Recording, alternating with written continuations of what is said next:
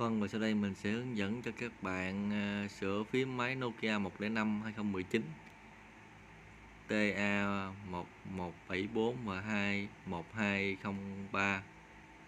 Nó liệt 123 là nút tùy chọn nha các bạn. Đây mình thử cho các bạn, nó không có ăn nha. Nó liệt nè.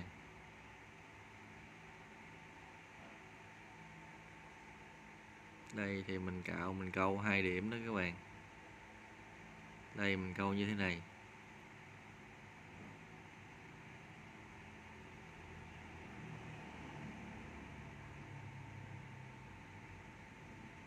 Thế là ok các bạn.